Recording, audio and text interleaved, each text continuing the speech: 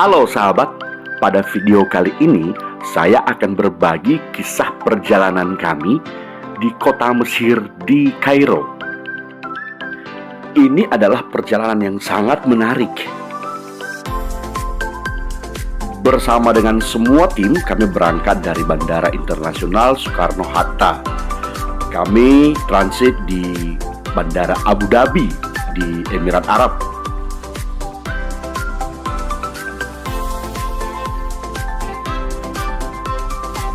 Setelah menunggu transit selama 4 jam, kami meneruskan penerbangan menuju Kairo.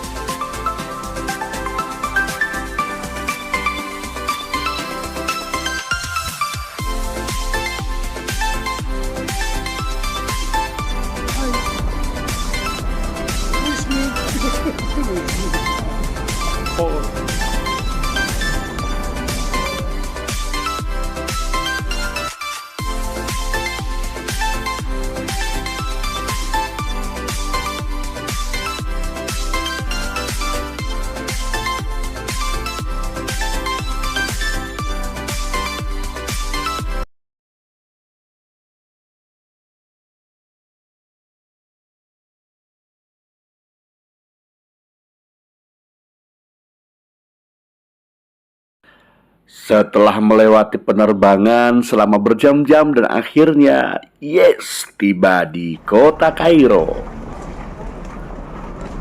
Tiba di kota Kairo, kami langsung mengikuti perjalanan seperti yang sudah dijadwalkan sebelumnya. Tiba di Kairo dengan selamat dan aktivitas pagi ini menikmati sarapan. Kebiasaan yang ada di tempat ini, kalau mau makan, disediakan dulu makanan pembuka. Makanya jangan langsung habiskan makanan pembukanya supaya tidak kekenyangan dan makanan utamanya tidak bisa dimakan. Ini makanan pembuka paling enak yang pernah saya makan di kota Kairo. Selamat pagi adik-adik yang berbahagia sesayangi. Masih ingat cerita 5 roti 2 ikan? Nah, pagi hari ini Kalita hanya membawa rotinya saja karena ikannya sudah dimakan Kak Nesa.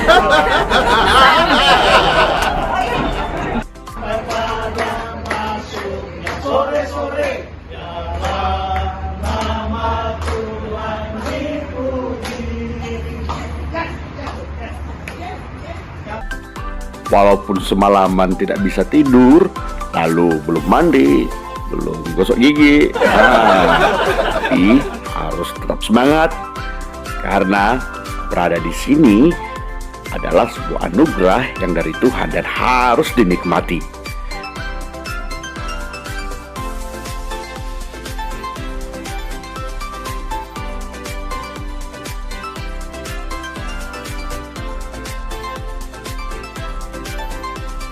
Let's go, berangkat.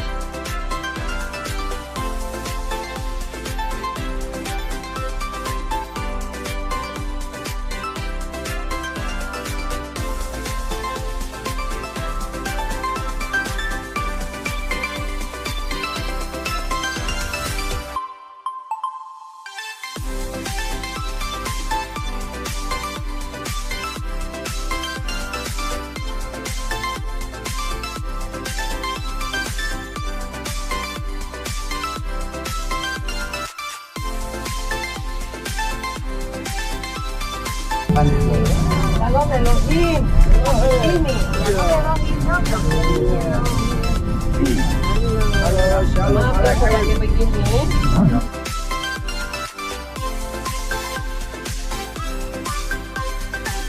Tempat pertama yang dikunjungi hari ini adalah Gereja Gantung. Nanti kita akan mendengar penjelasan dari Pak Amin kenapa gereja ini disebut Gereja Gantung. Kisahnya sangat menarik dan ini menambah pengetahuan bagi kita semua. Ayo teman-teman, mari ikuti terus supaya tidak ketinggalan informasi dan kita semakin paham apa yang sebenarnya terjadi di sana.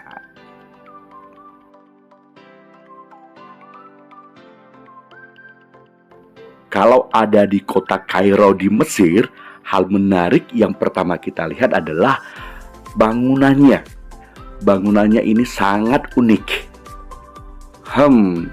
Arsitek yang merancang bangunan ini pasti orang-orang hebat.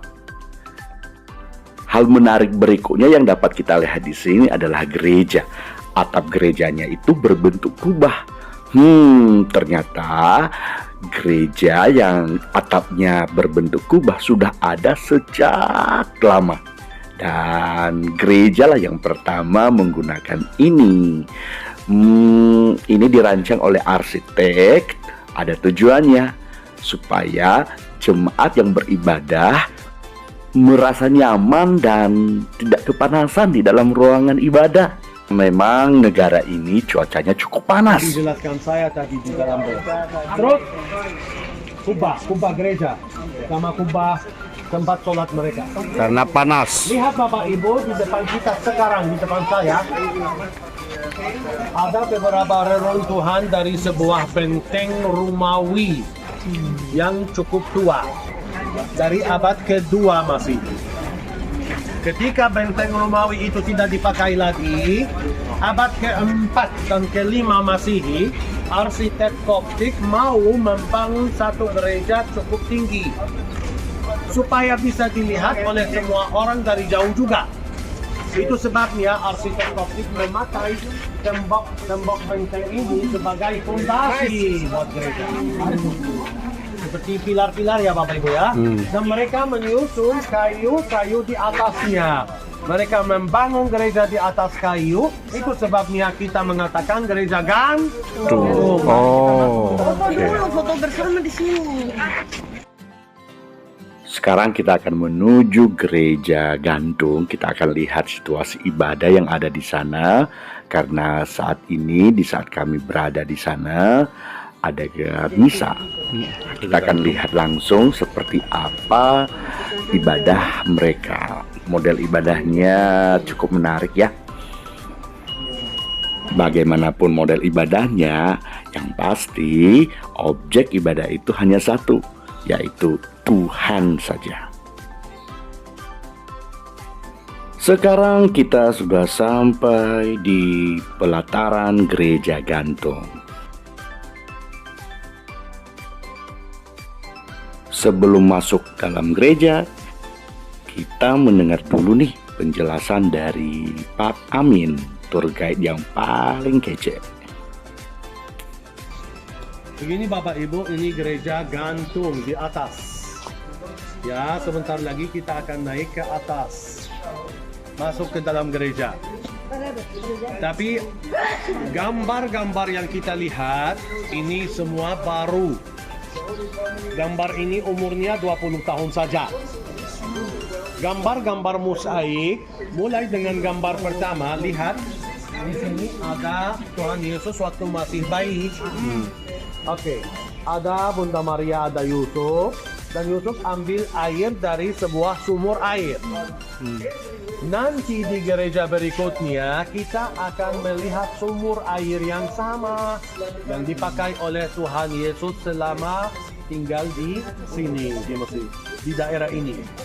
Oke, gambar berikutnya ini Yusuf sedang tidur. Seorang malaikat menambahkan dirinya kepadanya dan berkata, "Bangunlah, ambillah anak itu serta ibunya, larilah ke Mesir, tinggallah di sana sampai aku berfirman kepadamu, karena Herodes akan mencari anak itu untuk membunuh dia." Dan lihat ya Bapak Ibu, tangan malaikat itu kasih tunjuk kemana? Piramid. Terima kasih Pak. Piramid itu melambangkan Mesir. Artinya ke Mesir. Oke.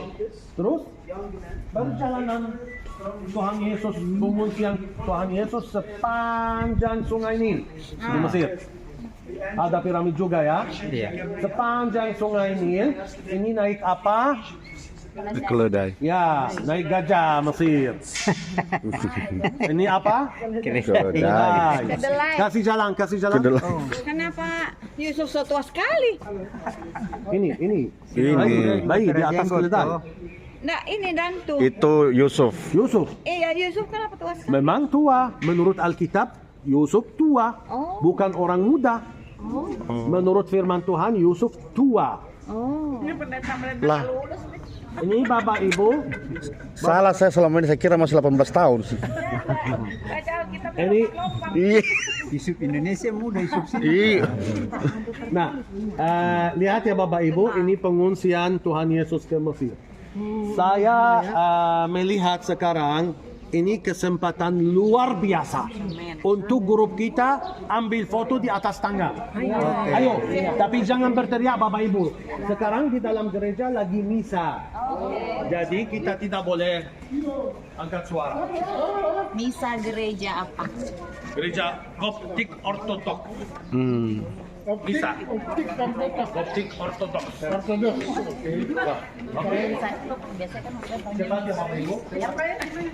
Karena dibangun di atas benteng yang tadi kita lihat, mereka menyusun kayu dan membangun gereja ini di atas kayu tersebut. Artinya fondasi gereja sudah benteng yang. Jadi sekarang kita sudah paham kenapa gereja ini disebut gereja gantung, karena dibangun di atas benteng. Lalu saat ini kami berada di depan gerejanya. Di dalam sedang ada misa dari gereja Koptik Ortodoks. Sebentar kita akan lihat bersama seperti apa model ibadah dari gereja Koptik Ortodoks. Kita akan masuk ke dalam gerejanya dan melihat model ibadah gereja Koptik Ortodoks. Mari kita masuk ke dalam ruangan ibadah dan melihat apa yang ada di dalam ruangan gereja ini.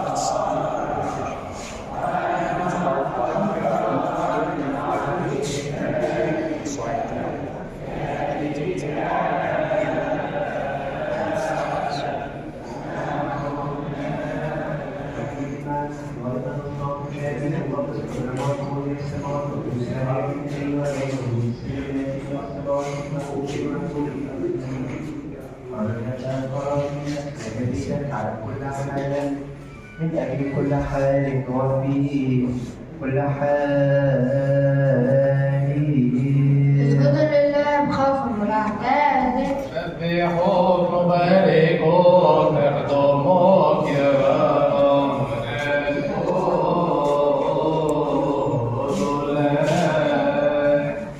ناطق آمين وهذا الخبز يجعله جسدا مقدسا له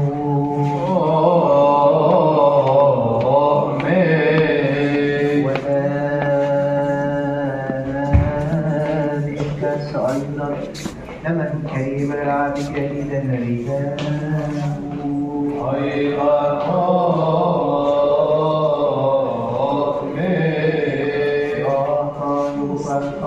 الحياة البدنية لكل من يتناول منه يا رب ارحم يا رب ارحم يا رب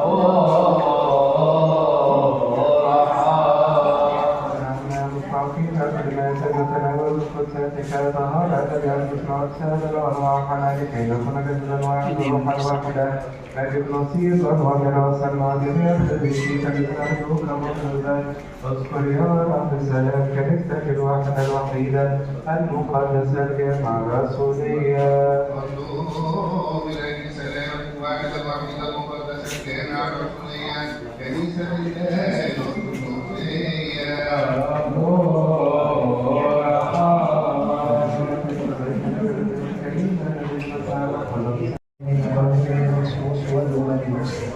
استعمل بعيد شامل شلوك شيء قلب أمين وسيد الإسلام والفصل أبلغكم سلامة إسيزم سبس أبلغكم صاحب الشركة المستجميز الشهود اسمه أبلغ المستجميز أما صحيح وعبد الدين أما إسرائيل اسمه سيد الزمن بخير بخير الذين الذين عقدوا ربنا نفس من وخزان الخطايا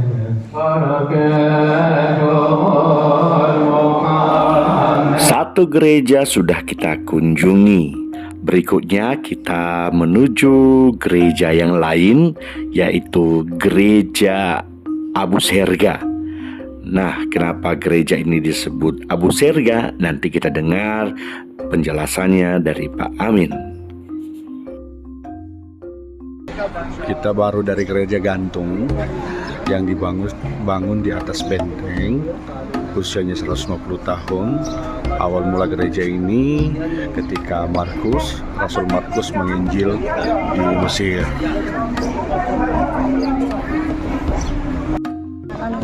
Berikutnya kita akan ke mana? Ke mana ini, Kak? Museum ya?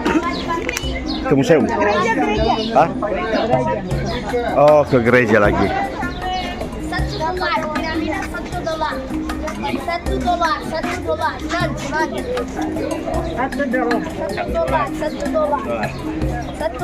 Tidak $1. Terima kasih. Selamat pagi juga. Sore. Suri. Itu mati suri. Bukan selamat suri.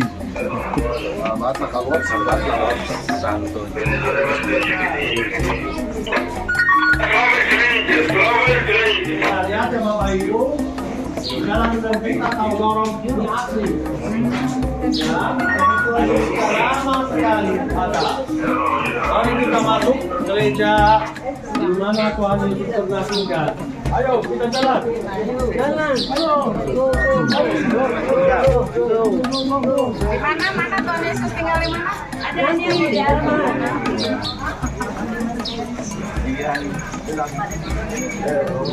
Sekarang kita akan menuju salah satu gereja di mana Tuhan Yesus pernah tinggal di Mesir.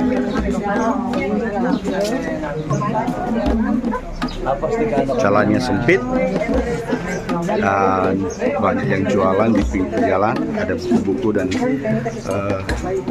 souvenir.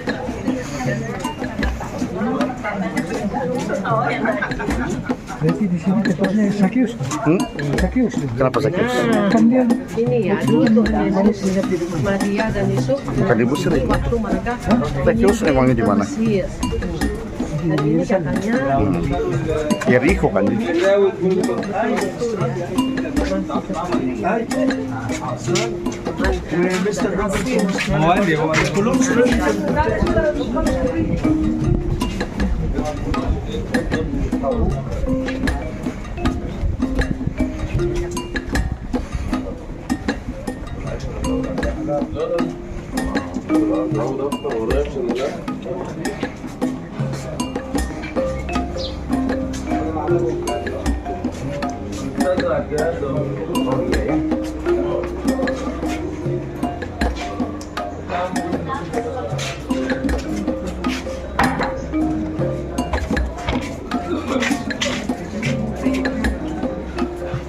سامع في التناول خلاص يعني في الشعب كبير كويسه في الشعب بعدين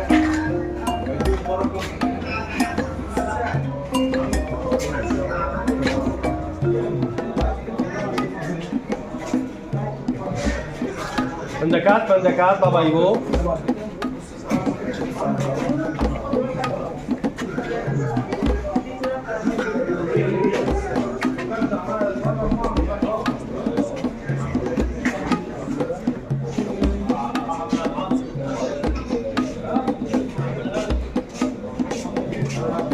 Mendekat Bapak Ibu, ini ada penjelasan tentang peta Mesir. Peta Mesir. Supaya kita ngerti rute perjalanan kita juga seperti apa. Mau kasih jalannya Bapak Ibu? Kasih jalan.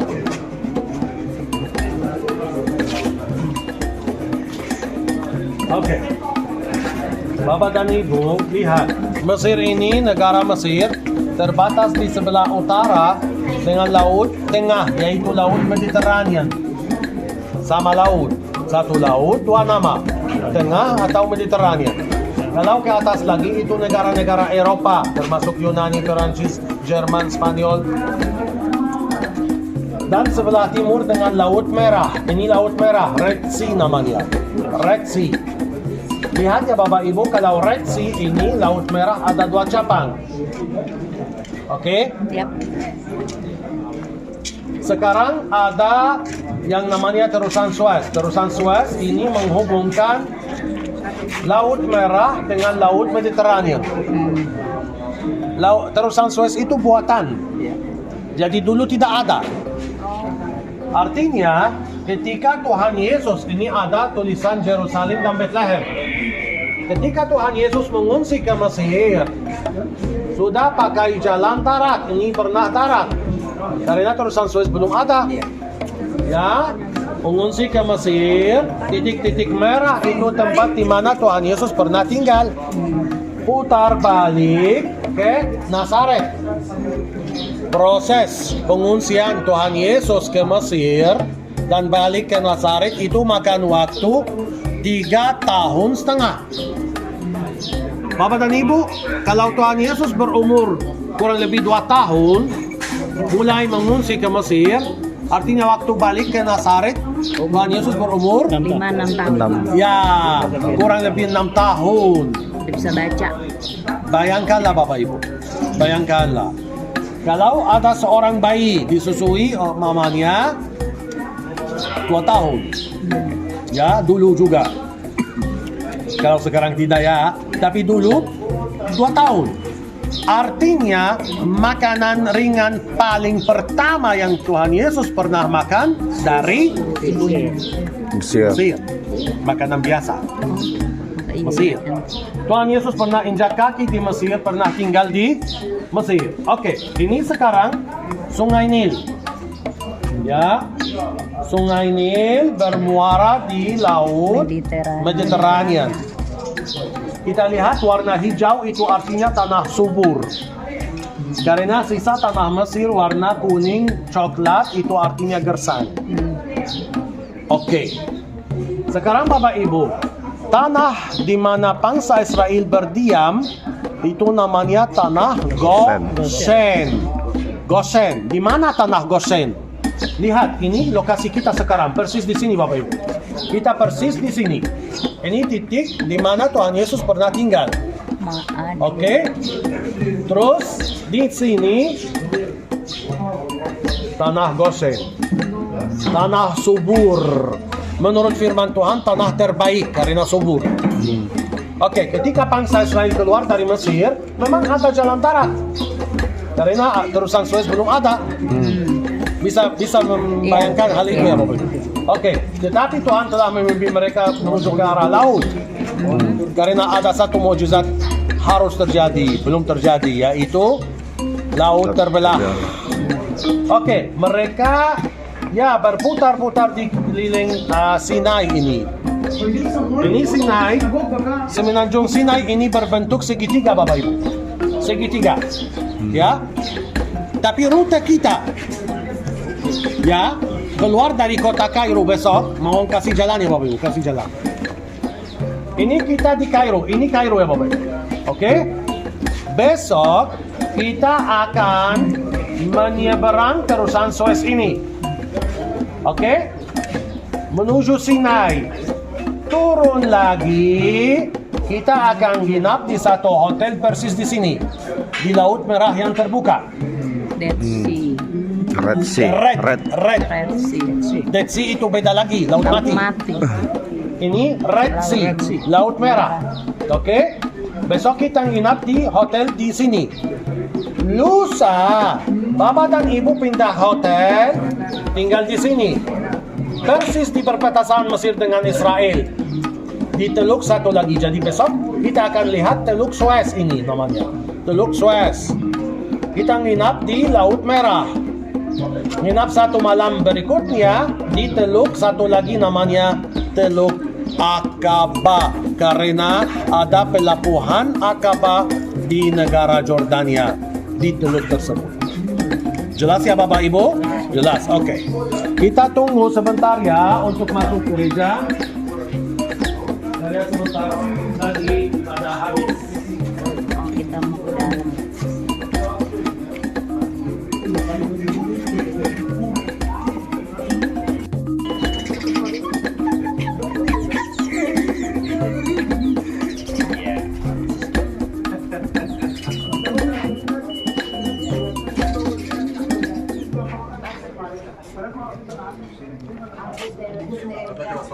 Inilah salah satu gereja di mana dulu tempat Tuhan Yesus tinggal di Mesir.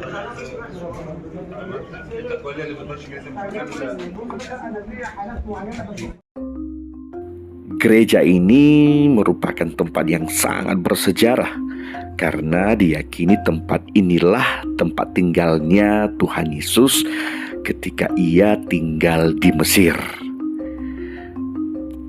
Kita mungkin masih ingat ketika Herodes membunuh bayi yang ada di Bethlehem waktu itu, maka malaikat Tuhan datang kepada Yusuf dalam mimpi dan menyuruh untuk membawa Yesus dan Maria ke Mesir supaya tidak dibunuh oleh Raja Herodes. Nah, inilah tempatnya, tempat Yesus tinggal ketika dia tiba di Mesir.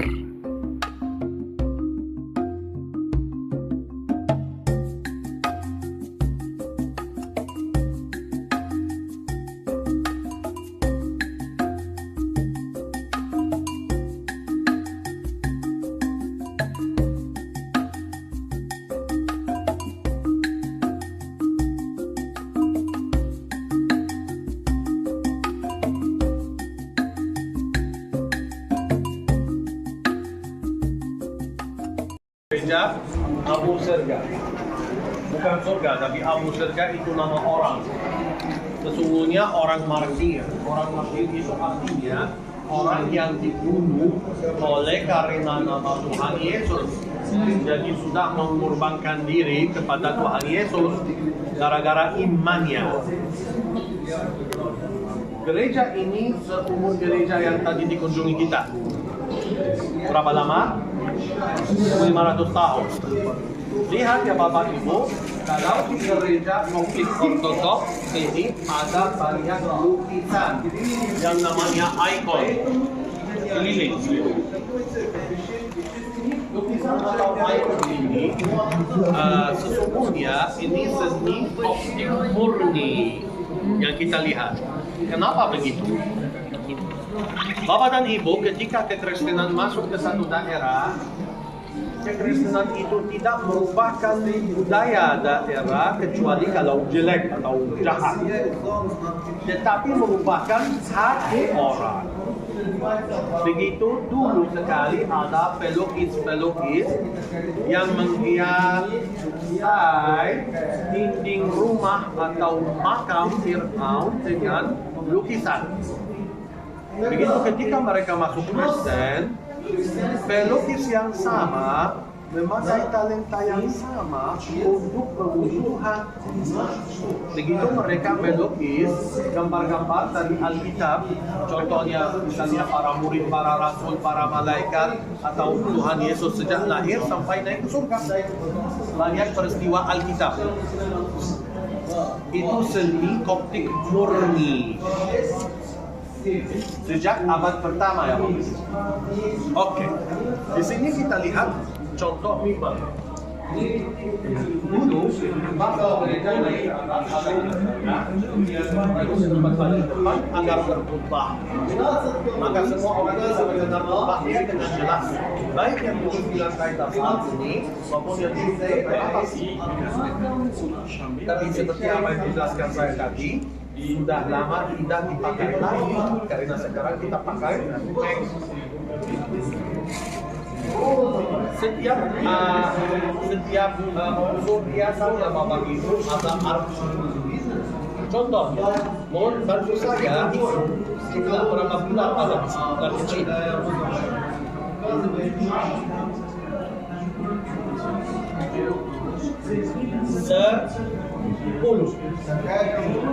melambangkan 10 perintah Allah. Ya. Dan itu berapa jumlah pilar besar ada di gereja keliling. Pilar besar-besar. 12. Tambah 2 yang paling belakang. 12. Puri. Ya, 12 lagi. Jadi ada satu hal lagi. Tadi ada misa juga di gereja ini. Ibadah sudah selesai. Ya. Ini kita lihat ada sebuah gorden merah. Gorden merah. Artinya apa?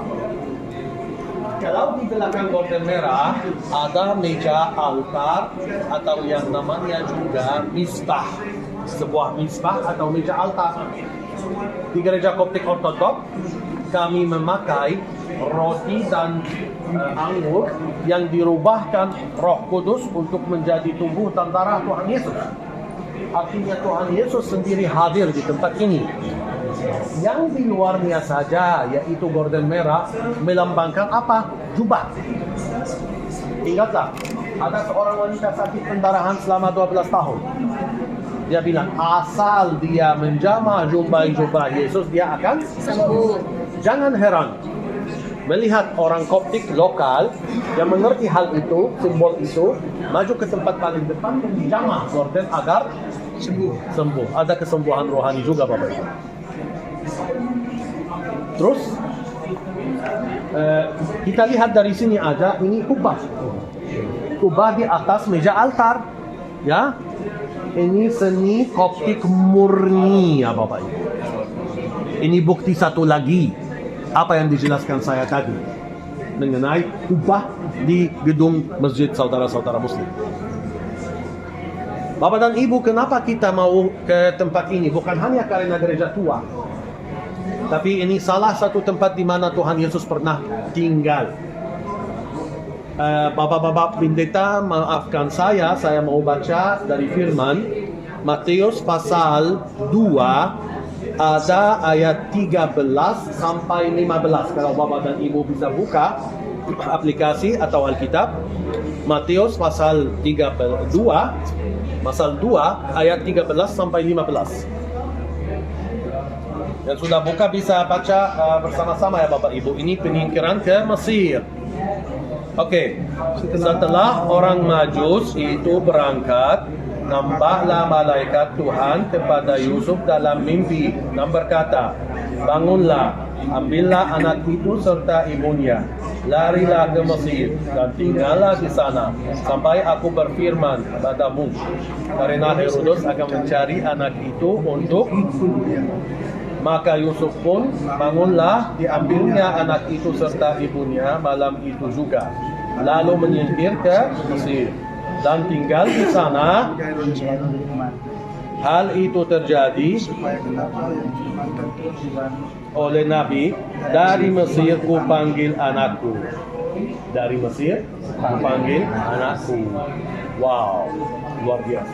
Jadi Bapak dan Ibu, supaya genaplah yang difirmankan Tuhan oleh Nabi, dari Mesir ku panggil anak. Bayangkanlah Bapak Ibu, Tuhan Yesus mengungsi ke Mesir berumur 2 tahun kurang lebih ya. Proses perjalanan pengungsian ke Mesir itu cukup padat dan ya mencapekkan. Bapak Ibu, proses ziarah Bapak Ibu sekarang naik bus, ada AC, naik pesawat, ya, hampir rute yang sama ya, capek juga. Apalagi dulu naik keledai, begitu lama, capek. Tapi itu berkat khusus untuk Mesir, berkat luar biasa. Tinggal di sana. Tinggal di sini. Salah satu tempat. Sebelum adanya gereja ini, Bapak Ibu, tempat itu pernah ada.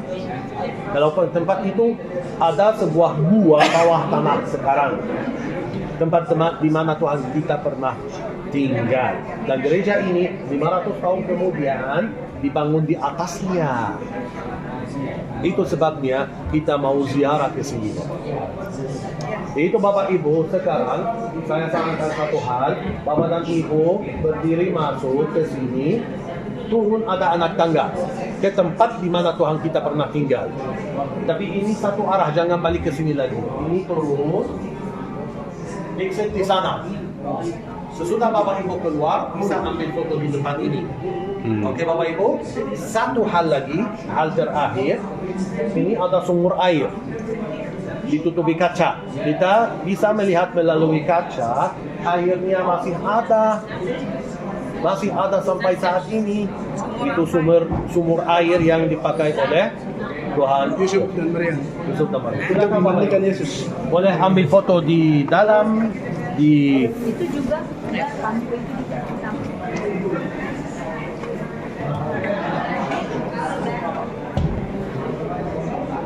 oh ya.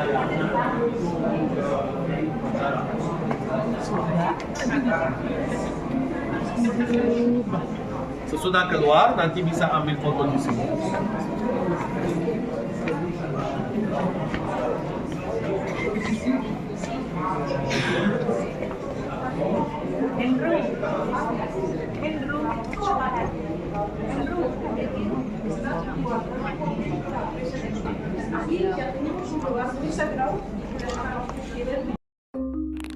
Sekarang kita ada di sebuah ruangan dan dalam ruangan ini ada sebuah sumur. Inilah sumur yang dipakai oleh Tuhan Yesus.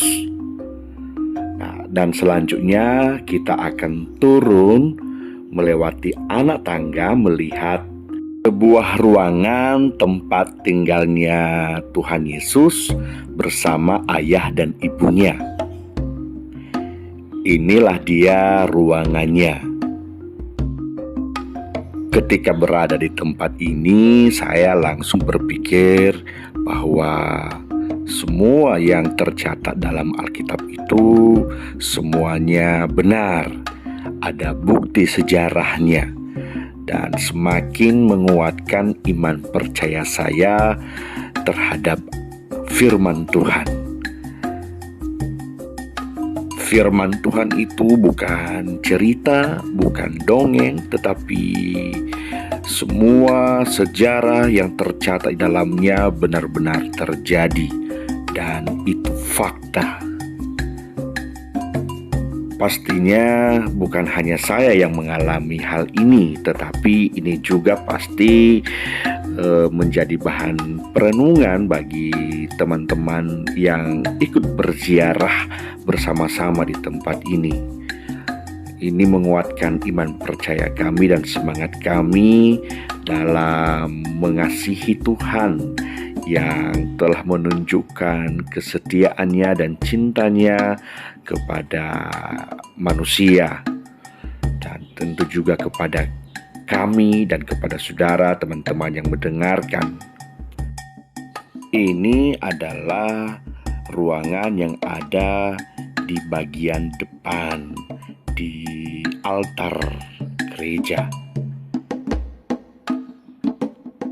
Sekilas melihat model gereja ini teringat dengan Bait Allah di masa dulu ya.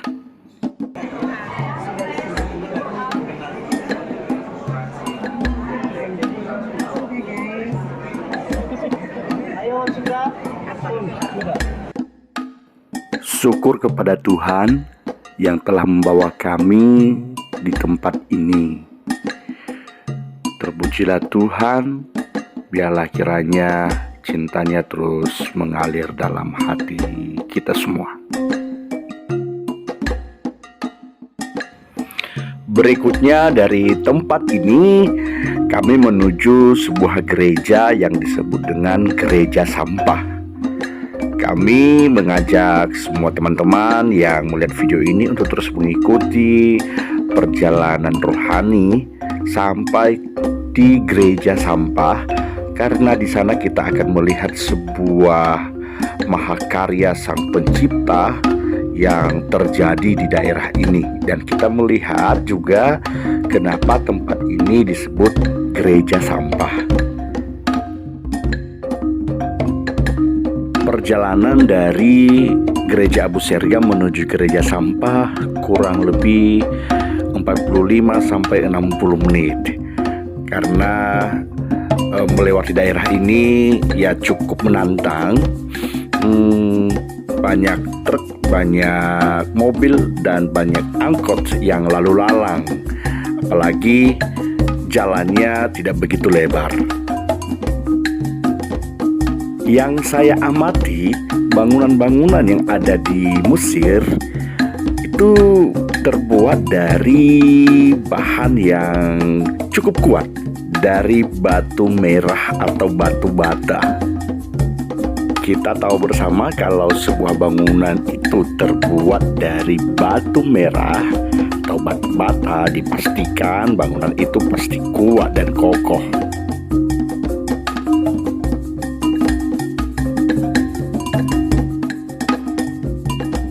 Bila diamati sejak memasuki daerah ini, kita lihat di kiri kanan banyak tumpukan-tumpukan sampah dan juga rumah-rumah di dalamnya banyak sampah.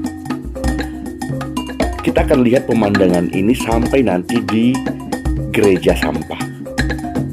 Nah, gereja sampah dikelilingi oleh pemukiman warga yang mata pencahariannya hidup dari mengais sampah, mendaur ulang sampah, memulung sampah. Itulah sebabnya gereja yang ada di tengah-tengah pemukiman ini disebut gereja sampah, karena dia ada di tengah-tengah pemukiman warga dan pemukiman orang-orang yang hidupnya dari hasil memungut sampah. Kalau di Indonesia disebut para pemulung.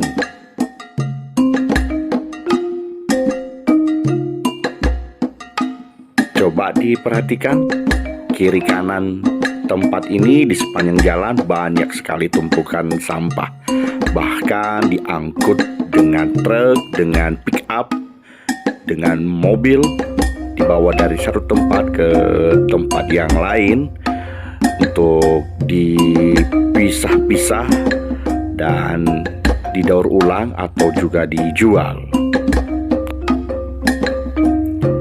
Bagi saya ini cukup menarik dan memberikan saya pelajaran rohani, khususnya melihat gereja yang ada di tengah-tengah pemukiman warga yang hidupnya sebagai pemulung dan dikelilingi oleh sampah-sampah yang bertebaran.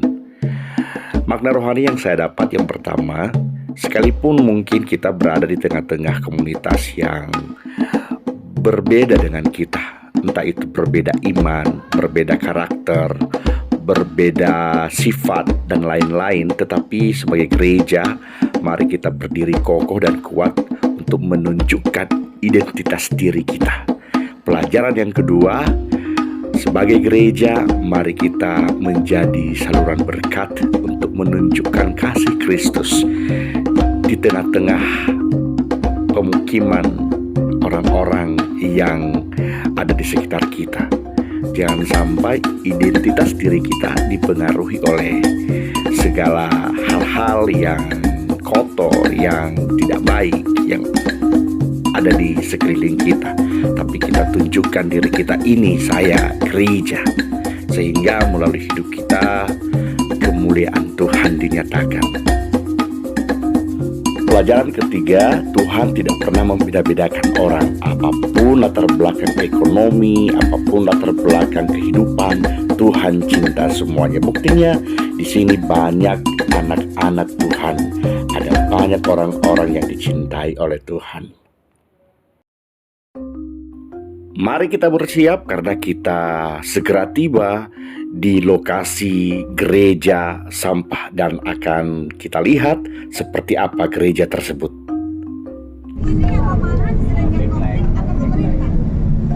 Gereja Koptik. Bukan. Ya, Koptik. Cabang satu lagi. Oke, kita turun. Yuk.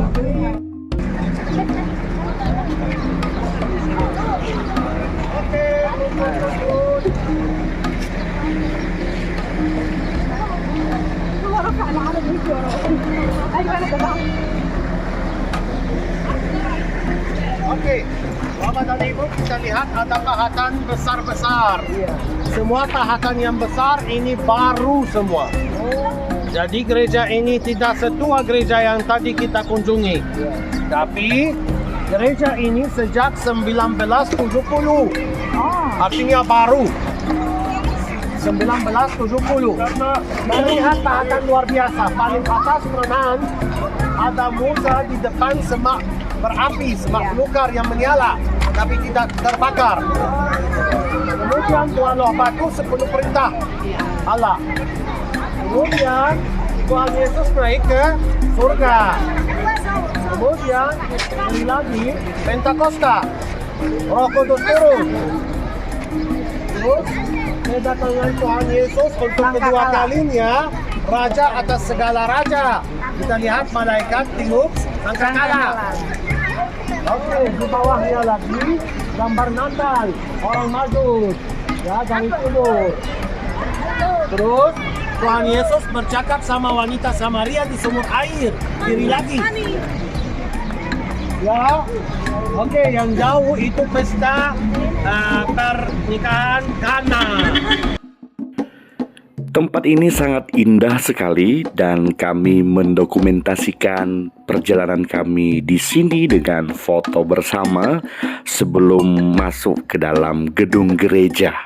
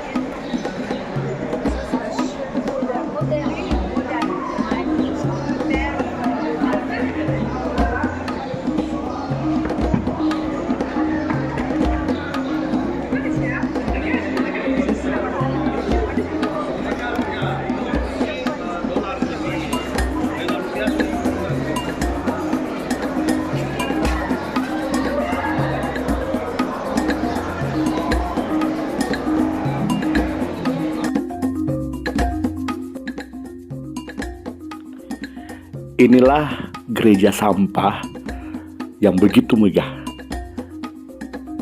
Proses dari hadirnya gereja ini di sini itu penuh dengan keajaiban Tuhan. Pada abad ke-7 sampai 10, tempat ini atau daerah ini dikuasai oleh seorang raja Mesir yang bukan Kristen. Lalu usahanya untuk menentang gereja berdiri di sini, dia menantang keimanan orang Kristen. Dia panggil Paus Abraham dan berkata, "Jikalau benar firman Tuhan yang mengatakan, jika imanmu sebesar biji sesawi mampu memindahkan gunung ini, Dan kalau gunung ini bisa pindah, bukit ini bisa pindah, maka saya izinkan untuk melanjutkan pelayananmu di sini. Hal ini disampaikan oleh Paus kepada jemaat dan mereka bersama-sama berdoa bersama anak-anak Tuhan. Suatu hari Paus Abraham berdoa di gereja gantung dan dia mendapat penglihatan dari Tuhan. Tuhan berkata kepada dia, "Jangan takut, lanjutkan pelayananmu karena aku akan menyertai engkau."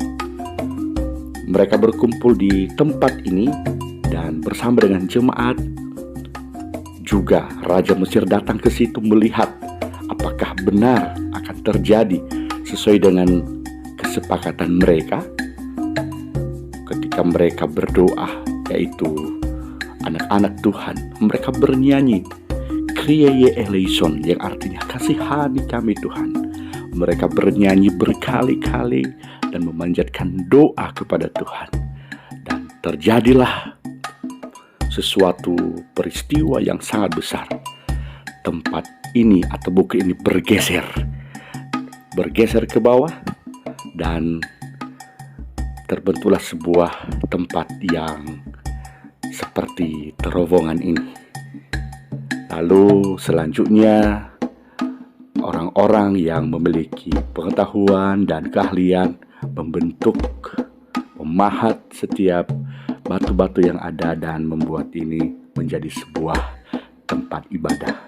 Wow, ini membuktikan bahwa Tuhan kita adalah Tuhan yang hebat dan firman Tuhan tidak pernah salah. Tuhan menggenapi firman-Nya dan firman-Nya pasti terjadi. Terpuji Tuhan yang telah menunjukkan kesetiaannya dan kuasa firman-Nya di depan raja-raja Mesir. Singkat cerita, Raja Mesir pun percaya kepada Tuhan Yesus. Wow, ini sesuatu yang luar biasa.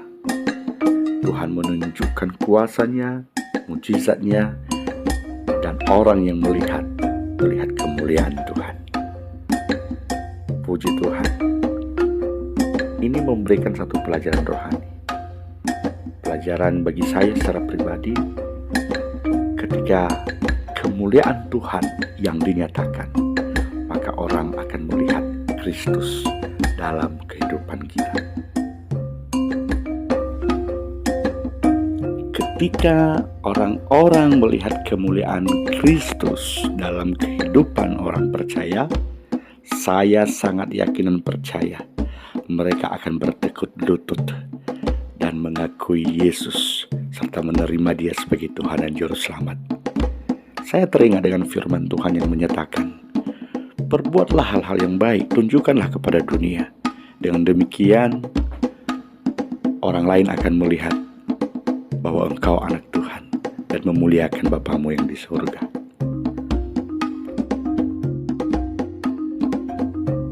Itulah kisah berdirinya gereja sampah. Berharap setelah melihat dan mendengar penjelasan ini, maka kita semakin dikuatkan dalam hidup beriman kita kepada Tuhan. Demikianlah rekam jejak perjalanan kami hari ini di 3 gereja. Sampai ketemu di petualangan atau rekam jejak berikutnya. Tuhan memberkati kita semua. God bless you.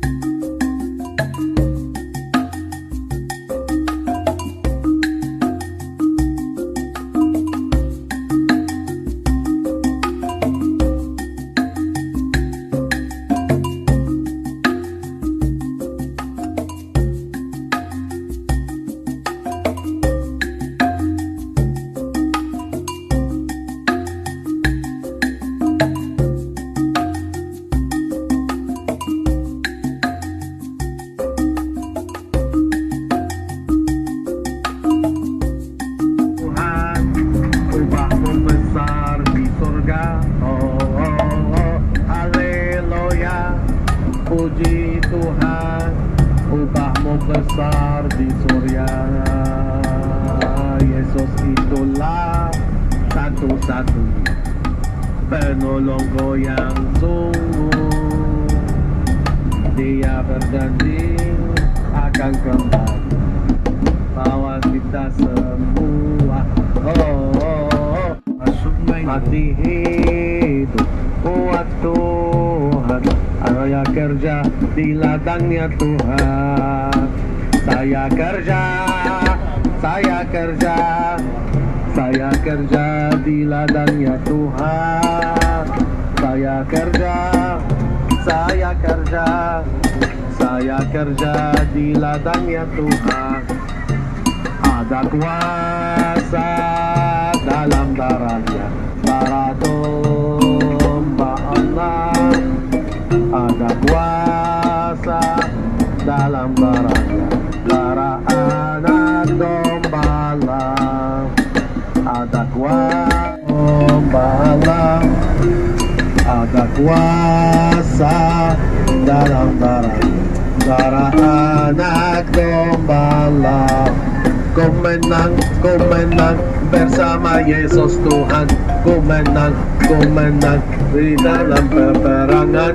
Ku menang atas segala setan. Haleluya, haleluya, ku menang. Haleluya, dia hidup. Haleluya, dia hidup. Haleluya, dia naik. Roh Kudus, ku menang bersama Yesus Tuhan. Ku menang atas segala setan. Haleluya, haleluya, ku menang.